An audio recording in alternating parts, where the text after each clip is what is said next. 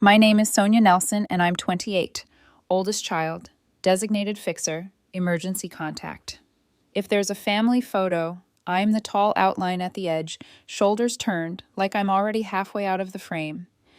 My brother Nate lives in the center of every picture, always mid-laugh, always a hand on someone else's shoulder, like a casual king. At 7:18 p.m. on a Tuesday, my phone lit up.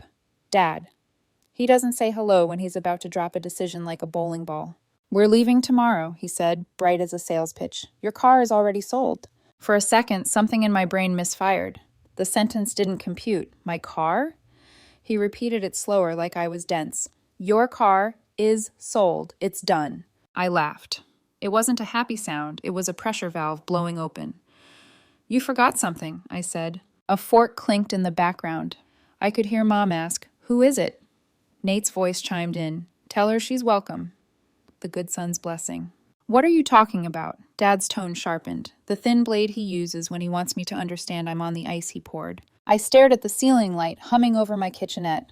My sticky notes were an accidental collage. Deployment steps for a 6 o'clock a.m. server patch, grocery list, eggs, foil, soap, a dentist reminder, a line in handwriting that looked steadier than I felt. Hold the line. You forgot, I said softly, that what you sold was a story, not a car. I hung up before the blade could swing. The room felt suddenly too blue, then too quiet. I put my phone face down and listened to the refrigerator worry to itself. My heart beat in my ears like a slow siren. I live in a one-bedroom with a view of a brick wall and an 8-minute sliver of sunset. I drink my coffee black because cream is a luxury I never remember to buy. People would call me practical, responsible, words that sound like compliments until they become a sentence. At 9:12, the phone buzzed again. Mom, don't be petty. It's family. Nate. Sis, wait till you see Europe. Dad, you don't need a car. Walk. I didn't answer. I watched the sky's thin orange bruise fade to black, then gray. Somewhere around 3, I tore an envelope in half and wrote at the top, What is actually mine? The list looked small. Bed, dishes, laptop, breath. I hesitated and wrote car with a question mark, though I already knew the answer, even if they refused to. When I was 10, I saved coins in a peanut butter jar for a used Game Boy. The day I brought it home, my hands were shaking with pride. Dad took it and said, If you can afford toys, you can afford to help. He sent me to the store for bread and milk with a list and a lecture. That December, Nate unwrapped a brand new console. Don't say we never give you kids anything, Dad said. I told myself I didn't care. I told myself that so long, my jaw learned to sleep clenched. Adulthood swapped the props but kept the script. Community college, night shifts. I learned how to keep servers alive and printers from screaming. Raises came as numbers. Family debts arrived as phrases. Just for now, you're so good with accounts. We'll settle later. I built spreadsheets. Rent, utilities, gas, groceries, and a tab I called Boundaries as a private joke, like a story I swore I'd write one day. Sundays were the worst. Meatloaf. TV too loud. Aunt Marcy pinning opinions like they were facts stapled to the air. Nate's got such a spark. He just needs a runway. Sonia's the steady one. She'll help. Everyone would nod like there had been a meeting I missed where I volunteered. Months ago, scraping plates, I heard Dad say, Once Nate's coaching takes off, the whole family benefits. Mom murmured, Sonia will float us till then. They didn't whisper. No one whispers when the faucet is public. 2 weeks before the call, Dad admitted the house taxes were behind. It's timing, he said, which is his word for whole. He needed $20,400 by Friday. I pulled it from my emergency fund because that's the myth I keep fed. I'm the woman who does the right thing, even when it hurts. The emergency stretched into another $900 for electric after Nate left the AC running. My spreadsheet added those lines in polite font under bills that never should have had my name. When I finally bought my hatchback, 5 years old, low mileage, clean record, it felt like reclaiming a square of land with my name on the deed. Not flashy, reliable. I joined the employee leasing program at work because the tax math worked out. Title in my name. Tracker under the dash the size of a matchbox. No private sales. Service at approved shops only. Boring details. Boring like seatbelts. Boring like the difference between an accident and a story about one. Second month I had the car, it smelled like Nate's cologne. He'd borrowed it for a showing, came back with a different air freshener swinging from my mirror. I'll refill the tank, he promised. He did, once. $14. Mom started calling it our car. The first time, I let it pass. The third time, it stuck. Our car will be useful when we move your father's tools, she said. Then, Nate needs our car for a date. When I hesitated, don't be petty. You don't even go anywhere. I go to work, I said. She didn't laugh. Nate got engaged last month to Jenna, who is sweet when we're alone and posts quotes about pruning your circle when we're not. The venue looked like it had been filtered through a dozen mood boards. The deposit was a number that made me swallow twice. Mom sent a link. Isn't it beautiful? We all contribute. I offered to pay for chairs. Chairs are included, she replied, offended by the scale of my no. I offered photos on my old DSLR. We want professionals, Sonia. I said I couldn't give more. Silence for 3 days. On the fourth, you've changed, like a crime. The day before the call, Dad texted, bring the car early tomorrow. Nate has errands. I typed, I need it for work. Hitting send felt like stealing something from a church. He replied, manage.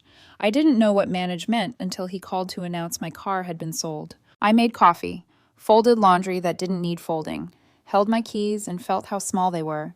Then I put them in my pocket and let a plan form that didn't involve rescuing anyone. On my lines I'll say out loud note, I added, no is a full sentence. At 6:43 a.m., Dad called again, this time cheerful, like a con man after the handshake. We got a place, he said. Europe for a while, fresh start. You'll understand when you visit. Mom laughed in the background, bright, tinny. Fresh start from what? I asked. Dead as a game, he said. They want a pound of flesh. We're not giving it. He says things like their wisdom he stole from a movie he half-watched. What does that have to do with my car? I asked. Liquidity, he said. We'll pay you back. Translation. We used your stability as an ATM and called it love. I texted Evan, my boyfriend, steady in ways that don't need announcing. Family thing. I'm okay. Call later? He replied, here if you want me. Proud of you, either way. 5 words that didn't try to solve me. Here if you want me. The silence after felt warm instead of empty. I opened Nate's social feed. A week earlier, he'd posted a photo in front of my hatchback, palm out like a salesman. Caption, new chapter. Tag, our driveway. People commented, proud of you, King. I stared at that image until the tiny fleet sticker on the windshield glinted back like a lighthouse. Most people wouldn't notice. I did. The number tied straight to my company's vehicle desk. The night he posted it, a voice in me whispered, this is going to be a problem. I shoved that voice into a shoebox and slid it under the bed of my brain. Tonight, the box kicked. I wrote a 3-point plan in neat black pen. Secure the car. Say no out loud. Don't justify. Underneath, I added, do not save them from consequences you didn't create. Morning arrived with the smell of toast and hairspray, because that's how my parents' house always smells when people are about to leave. I parked 2 blocks away so I could practice no until it felt normal in my mouth. Inside, suitcases lined the hall like a procession. Nate grinned, toasted bread between his teeth. Airport ride, Queen Sonia? He asked. Did you bring the docs? Dad said without looking up from his phone. Mom, lipstick half finished, said my name the way people say please, as though the syllables might open a lock. You didn't sell my car, I said. Dad finally glanced up. Don't start. Mom tried a sad smile, the one that implies I'm breaking her. Sonia. Dad puffed, impatient. We got $9,500. It's done. Nate will get his cut. No, I said. The word stood in the room like a glass of water that no one wanted to spill. I set down an envelope and slid out pages. The lease terms, the tracker note, the contract clause. Title is in my name. There is no private sale. The only thing you sold was a story. Phones started buzzing, mine, Dad's, Mom's, probably the buyer. Nate swallowed his toast and tried a laugh that didn't land. I'm taking my car now, I said. If you need money, sell your own things. If you need a ride, call an Uber.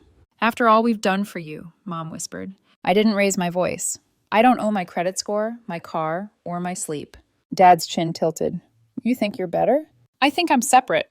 I turned and walked out past the front door I painted 3 summers ago when they called it a family project. The morning air was knife clean. My hands shook as the hatchback chirped unlocked. At the stop sign, I said it out loud, softly. No is a full sentence. At my desk, an hour later, the server patch went green across the board. For 2 hours, the world made a tidy kind of sense. Then my phone pulsed back to life. 47 missed calls, 19 texts, 3 voicemails from an unfamiliar number, the buyer. I forwarded everything to the fleet office with a short note and the photo of Nate grinning in front of my car, the fleet sticker winking like the truth. The vehicle desk replied in minutes. Already spoke to him. Refund in process. Sorry you're going through this. I almost cried at a sentence that treated me like a person. More texts arrived. Mom, we missed our flight because of you. Dad, bring the car by 5 or I'll report it stolen. Nate, wow. Just wow. Please do, I wrote back to Dad. The contract is clear. On my lunch break, I copied my 3-point plan onto a fresh sheet and taped it inside my planner. When I looked up, the office windows caught a sliver of noon light I usually miss. It made my keyboard glow, like the beginning of a better story that was still mine to write. There's a strange peace that comes right after you say no to someone who's always counted on your yes. It's the silence of a house where every clock keeps ticking, but nobody knows what time it is anymore. For me, that silence lasted exactly 36 hours. Then the fallout began. The buyer called the fleet office, furious. My dad left 2 voicemails that started as anger and ended as performance. Mom sent a stream of voice notes that sounded like someone narrating a tragedy that hadn't actually happened. And Nate, my golden brother, posted on social media. Some people care more about cars than family. Sad world. It got 200 likes. That's the thing about being the steady child. People romanticize your responsibility until they realize it's no longer available to them. Then suddenly you're selfish, cold, difficult.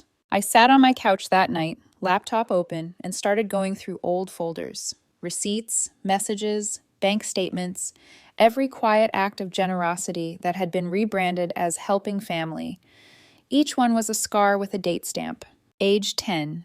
The Game Boy. I never played because bread and milk were more important. Age 16. Nate backed Dad's truck into a mailbox. Side mirror shattered. Dad handed me the bill, $380, and said, "You're the responsible one. Handle it."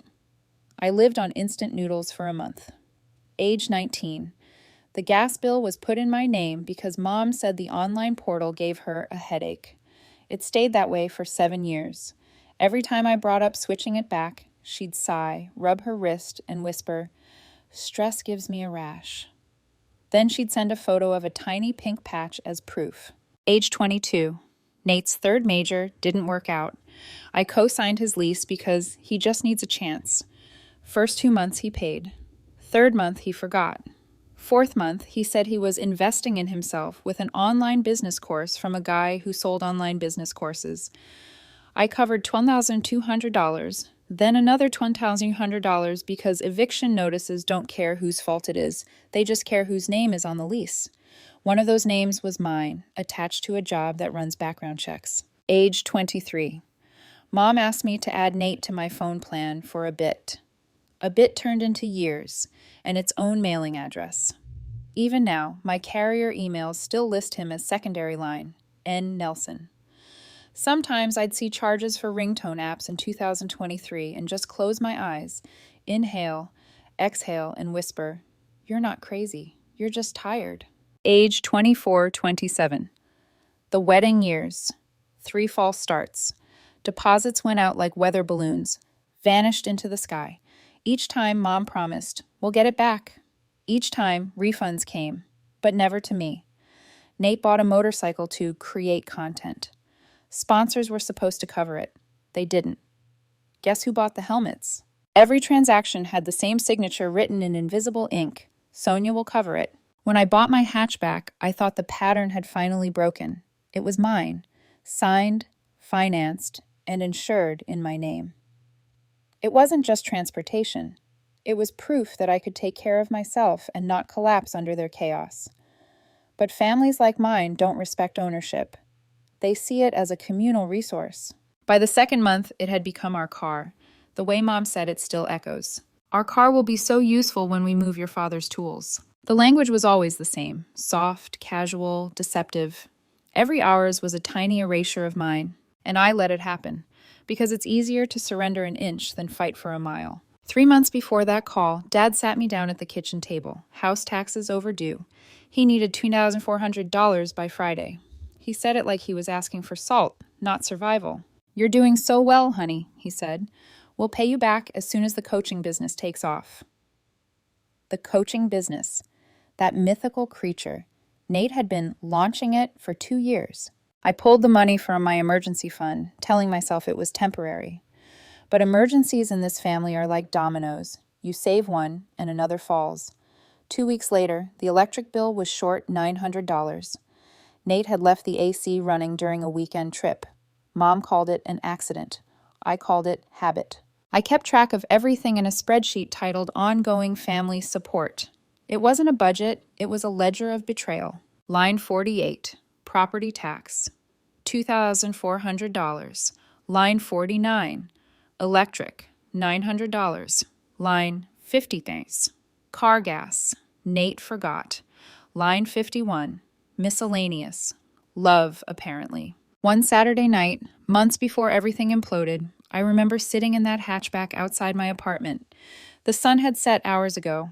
I didn't turn on the radio. The silence felt like judgment and freedom at once. I wrote a single sentence in my notes app. "If I ever lose this car, I'll know I've lost myself." Now that line felt prophetic. After the sale, my inbox became a battlefield. The fleet office confirmed they'd intercepted the transaction before paperwork finalized. The buyer demanded compensation for false representation. Dad forwarded me the email like it was my mess to clean up. "Handle this, Sonia. You're good with words." I didn't reply. For once, I let the silence do the labor. Then came Mom's guilt campaign. She texted me photos of half-packed suitcases, a picture of her teary eyes captioned, "We missed our flight because of you." A voice note, "You'll regret pushing us away. Family doesn't last forever." I listened once, then deleted it. Nate tried a different angle. He sent me a selfie from the airport bar. Beer in hand, grin wide. "No hard feelings, sis. I'll Venmo you when the sponsorship clears." I almost laughed. Almost. Because somewhere deep down, I realized they didn't just sell my car. They sold the illusion that I would always come back to fix what they broke. That night, Evan came over. He didn't bring advice or pity, just takeout Thai and a quiet presence. We ate on the floor because my table was buried under printed receipts. He picked one up, scanned it, and said softly, "You've been keeping score a long time." "I had to," I said. "Otherwise, they'd convince me I imagined it." He nodded. "So what's next?" Honestly, I stared at the stack. I think I'm finally going to close the tab. I reached for my laptop, opened the spreadsheet, and scrolled to the bottom. In bold, I typed one final line. Account status closed. Then I saved the file and renamed it, The Receipts of a Lifetime. The next morning, my phone buzzed again. Dad this time, voice booming with fake cheer. "Good news, Sonia. We found another buyer. Cash deal this time. So bring the keys. Let's make it official." My hand didn't even tremble when I said, "You can't sell something you don't own." He chuckled. "Oh, we'll see about that." But I'd already seen enough. I wasn't the family's backup plan anymore. I was the story they could no longer rewrite. The next day felt like walking into a storm that already had my name on it. I didn't even need to check the sky to know trouble was waiting. I could feel it in the air, heavy, humid, and oddly familiar. At 8:42 a.m., I parked 2 blocks away from my parents' house again, just like I had before. Only this time, I wasn't practicing no. This time, I was ready to prove it. The smell hit me first. Hairspray, toast, and burnt coffee. That smell had been the background scent of my childhood. It always meant chaos disguised as normal. Inside, the hallway was lined with suitcases. Mom's floral ones, Nate's new hardshell set that still had the tags attached. He stood in the kitchen, scrolling through his phone, wearing sunglasses indoors. When he saw me, he smirked. "Well, look who decided to join the family send-off. You here to apologize?" "No," I said, stepping past him. "I'm here for my car." He laughed like I'd told a joke. "You're still hung up on that? It's just a car, Sonia." I turned slowly toward him. "Then you won't mind not having it." Dad came down the stairs, phone in one hand. passport in the other. Sonia, he said, like my name was an inconvenience. Let's not make this ugly. We already handled it. You handled it illegally, I said, pulling a folded stack of papers from my bag. Titles in my name. Fleet lease. Contract forbids private sale. You sold nothing but air. Dad chuckled, that low, dismissive sound he's used my entire life when he's about to lie and call it leadership. Sweetheart, we're family. No one's talking about legalities here. That's the problem, I said quietly. Mom appeared, lipstick half done, face tight with something between fear and guilt. Sonia, please. Your father's trying to fix things. You can't understand how much pressure we're under. I do understand, I said. I'm the one who's been paying for it. Nate groaned, tossing his sunglasses onto the counter. God, here we go again. The I'm the victim monologue. Victim? I repeated. You drove my car for months, ran my bills through your accounts, and let Dad sell it out from under me. You're not my victim. You're my proof. That got his attention. His jaw twitched. You really think you're better than us, huh? I think I'm separate, I said. The same words I'd used the day before, only now they landed like a hammer. Dad put his phone down, voice hardening. You've had everything easy because we built this family from the ground up. You wouldn't last a day without us. I almost laughed. You mean the ground I paid for? The taxes I covered? The bills I carried so you could play patriarch? Mom's eyes filled. Don't talk to your father like that. He's the one who sold my car, Mom. She looked away, voice small. We needed the money, just until Nate's business takes off. Nate muttered, yeah, you'll get your cut. I froze. My cut? Dad cleared his throat. We got $9,500. Once Nate repays his sponsorship loan, you'll get some back. Some? He shrugged. It's family money. Everyone benefits. I pulled a printed sheet from my folder and set it on the kitchen table. My spreadsheet. Every debt. Every temporary loan. Every favor. Mom's eyes darted across the columns. Property tax, $2,400. Electric bill, $900. Venue. Deposit, $600. Miscellaneous, $2,400. Total, $6,300. I took a deep breath. I'm not asking for repayment. I'm closing the account. Dad frowned. What's that supposed to mean? It means no more loans, no more bills in my name, no more emergencies that somehow become my responsibility. Nate scoffed. So you're cutting us off? That's cold, Sonia. I'm setting boundaries. There's a difference. Just then, Dad's phone buzzed. He glanced at the screen, a number he didn't recognize. The color drained from his face. Who's that? I asked. The buyer, he muttered. He wants his money back. Nate's eyes widened. Wait, what? I smiled faintly. That's what happens when you sell something that isn't yours. The phone buzzed again, then again. Mom's hands shook as she reached for it. What do we tell him? Tell him the truth, I said. Or don't. He already knows. I forwarded everything to the fleet office. They've spoken to him. Dad's head snapped up. You did what? I protected what's mine. For a moment, no one spoke. The only sound was the toaster ejecting a slice of bread no one wanted anymore. Then Mom whispered, You'd really leave us stranded like this? I looked around, the suitcases, the passports, the arrogance, and said, You're not stranded. You're just inconvenienced. Dad glared. You ungrateful little... Stop, I said sharply. This isn't a negotiation. I'm taking my car. I picked up my keys from the counter. The room felt suddenly too small for the truth sitting in it. As I walked to the door, Mom's voice cracked behind me. Sonia, please, don't ruin this trip. We need a fresh start. I turned back, met her eyes. Then start fresh, without my credit, without my car, and without your favorite scapegoat. Nate muttered, You're going to regret this. I smiled sadly. I already regret waiting this long. Outside, the air was sharp and cold. My hands trembled as the hatchback chirped open. I slid into the driver's seat, the smell of lemon wipes and quiet defiance filling my lungs. Before starting the engine, I looked in the rearview mirror. Through the window, I saw my dad pacing on the porch, phone pressed to his ear, face red with panic. Mom stood in the doorway, frozen. Nate leaned against a suitcase, scrolling again, pretending none of it mattered. For the first time in years, I didn't feel guilty watching them struggle. It wasn't cruelty, it was clarity. At the next stoplight, my phone buzzed. It was the fleet office. Subject, refund confirmed. Unauthorized sale void. We're sorry you had to go through this, Ms. Nelson. I exhaled, long and shaky. The message wasn't poetic, but it was something I hadn't felt from my family in years. Validation. When I got home, I parked, locked the doors, and sat for a while. My hands still shook, but not from fear anymore, from release. The kind that comes after years of saying yes finally collapsed into one perfect, powerful no. I didn't turn on music, I didn't text anyone back. I just sat in the silence and let it feel like freedom. For the first time in my adult life, the silence didn't scare me. It was quiet, not because I'd been abandoned, but because no one was demanding something from me. No buzzing group chat, no urgent calls about bills or flights, just air, clean, still, and mine. Day 1, I turned off all family notifications. Day 2, I started canceling things. Streaming services, the shared phone plan, the auto pay on mom's utilities, the spare credit card dad had, just for emergencies. Each click of cancel subscription felt like peeling off invisible tape I'd been wrapped in since childhood. The kind you forget is there until you try to breathe. By day 3, Nate's post had shifted tone. Sometimes you gotta cut toxic people out, even if they share your last name. The comments section was full of sympathy. Cousins, old classmates, people I barely knew. One even wrote, "So proud of you for standing up to negativity." I didn't reply, but I screenshotted it, not out of spite, but as evidence, proof that I wasn't crazy for needing distance. That night, Evan came over again. He didn't ask how I was. He just showed up with takeout and a look that said, "I know you've been holding your breath for years." We ate in comfortable silence.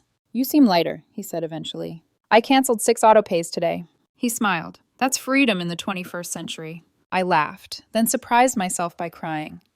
Not the dramatic, cinematic kind. Just small, quiet tears that slipped out because the pressure was gone. He moved closer, didn't try to fix it, just handed me a napkin. "That's what healing sounds like," he whispered. By day 4, the guilt attacks began. Not from me, from them. Mom sent photos of the driveway, empty now. A voice message that began with a shaky breath. "We're sleeping on a friend's couch. You've broken my heart, Sonia. You've turned your back on your own blood."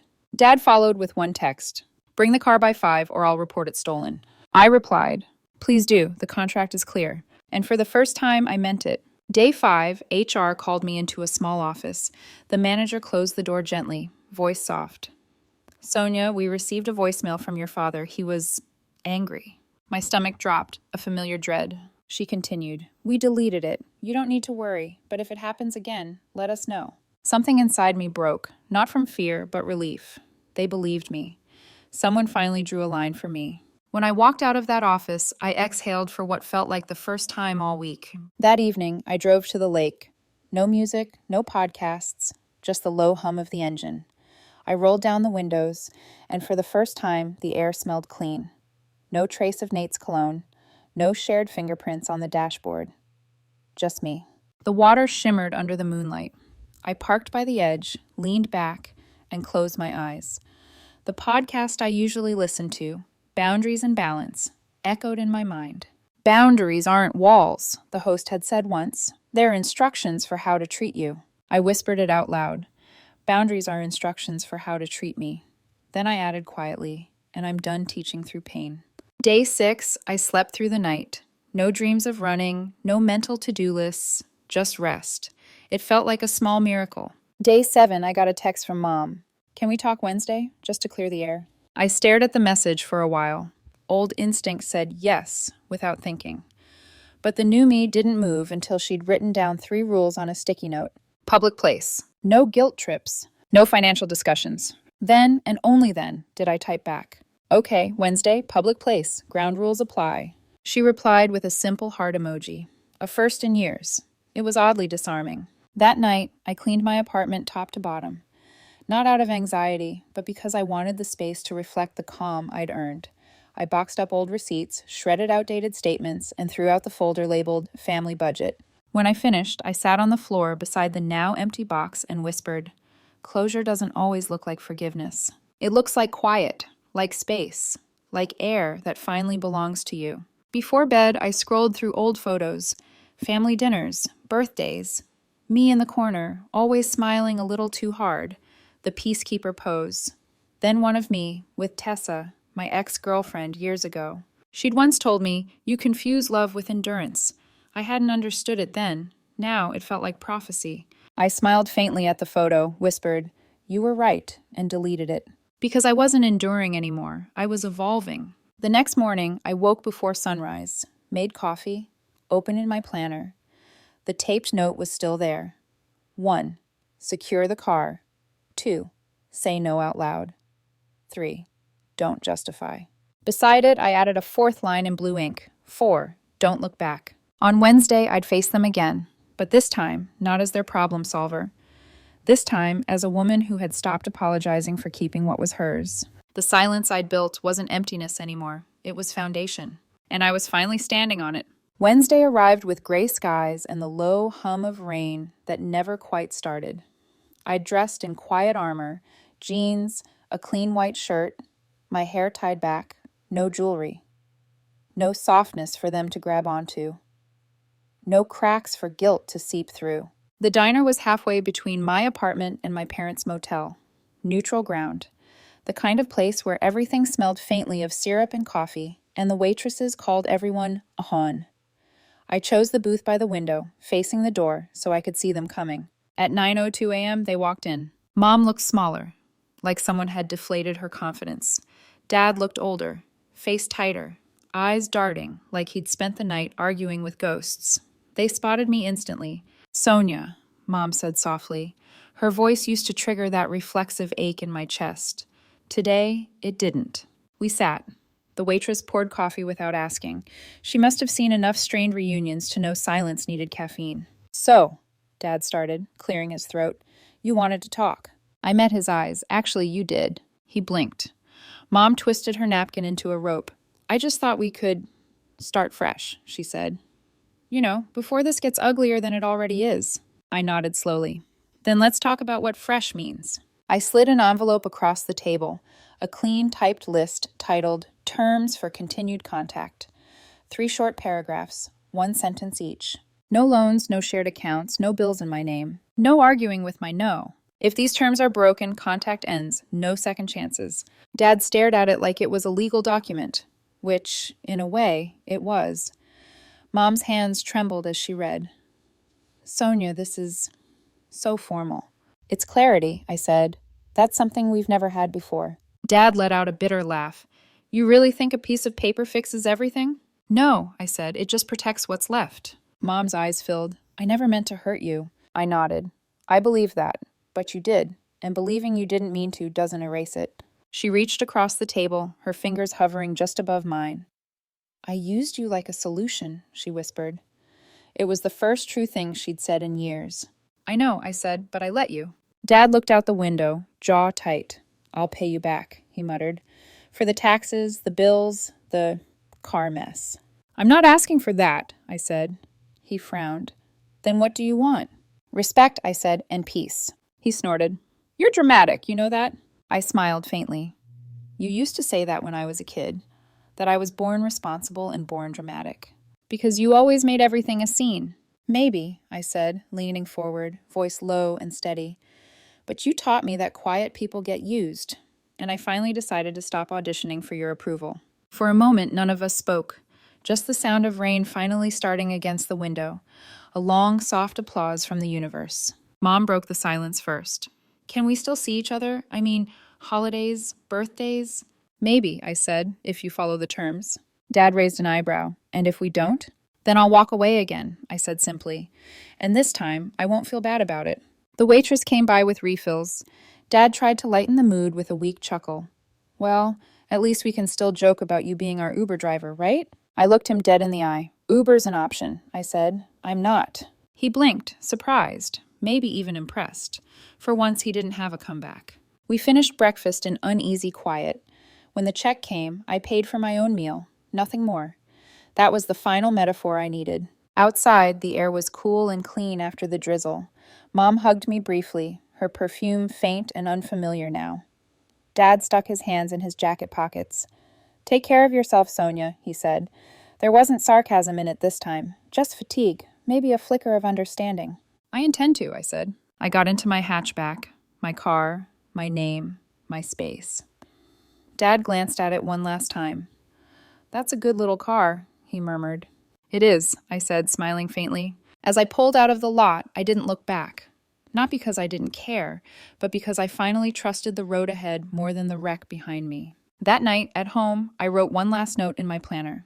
Boundaries are kindness with a backbone. I taped it next to my desk beside the old 3-step plan, then I added one more line in clean blue ink. You don't owe anyone the version of you they invented. I closed the planner, turned off the lights, and stood by the window as the rain began again. Steady, cleansing, alive. For the first time, my world didn't feel small. It felt mine. And that was enough.